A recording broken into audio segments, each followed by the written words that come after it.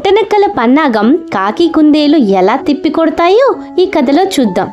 ఒక దట్టమైన అడవిలో ఒక చిన్న కుందేలు చాలా కష్టపడి ఒక ద్రాక్ష తోటని పెంచుతుంది. ద్రాక్ష తోట బాగా పండి కాయలు కోతకి వచ్చి ఉన్నాయి.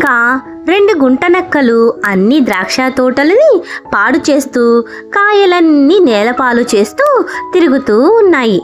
ఆ విషయం తెలుసుకున్న ఆ చిన్న కుందేలు ఇలాంటి పదునైన ముక్కు ఉన్న తన కాకి మిత్రుడి దగ్గరికి వెళ్తుంది. చారంగా ఉన్న కుందేలు మిత్రుడిని చూసిన కాకి అసలు విషయం ఏంటో చెప్పమని అడిగింది. కుందేలు తన చుట్టుపక్కల ఉన్న తోటలన్నీ రెండు నక్కలు పాడు చేసి వెళ్ళాయని ఆ కాకితో చెప్తుంది. ఇప్పుడు ఆ కాకి, నువ్వేం భయపడకు మిత్రమా, ఈ రోజు నుంచి నీ తోటకి నేను కావలి ఉంటాను. ఆ రోజు నుంచి ఆ పెద్ద ముక్కు ఉన్న గద్దలాంటి కాకి ఆ ద్రాక్ష తోటకి కావలి ఉండడం మొదలుపెట్టింది.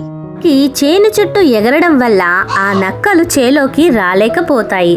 అప్పుడే ఒక నక్క కాకితో మాట్లాడుతూ, మా దగ్గర తీయటి కమ్మటి పాయసం ఉంది, నువ్వు తింటాను అంటే చెప్పు, నీకు కూడా కొంచెం ఇస్తాం అని అంటాయి. ఇప్పుడు కాకి, అబ్బో పాయసమా, నాకు పాయసం అంటే చాలా ఇష్టం, త్వరగా తీసుకురా నక్కతో చెప్పింది.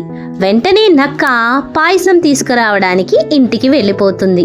పాయసం చేస్తూ కాకి మత్తులో నిద్రపోవాలని 4 నిద్ర మాత్రలు ఆ పాయసంలో కలిపేస్తుంది. చేసిన పాయసాన్ని కాకికి ఇద్దామని చేలోకి వెళ్తుంది. పన్నాగాన్ని ముందే కనిపెట్టిన కాకి నక్కను బాగా ఇబ్బంది పెట్టి ఏడిపించాలని మనసులో అనుకుంటూ నక్క మాటను నమ్మినట్టు నక్కతో మాట్లాడుతుంది. చూడు నక్క మిత్రమా, నన్నెవరైనా చూస్తూ ఉంటే నేను ఏమి తినలే, ఆ గిన్నె నాకు ఇచ్చి నువ్వు కాస్త పక్కకెళ్ళు. ఆ నక్క ఏమి తెచ్చినా కాకి తినకుండా పక్కన పెట్టడం మొదలు పెట్టింది. అలా నక్క తెస్తూనే ఉంది, కాకి తినకుండా పక్కన పెడుతూనే ఉంది. మరొక పక్క పొలంలో ద్రాక్షకాయలు పండినవన్నీ కుందేలు కోసి పక్క ఊరికి పంపిస్తూ ఉంటుంది.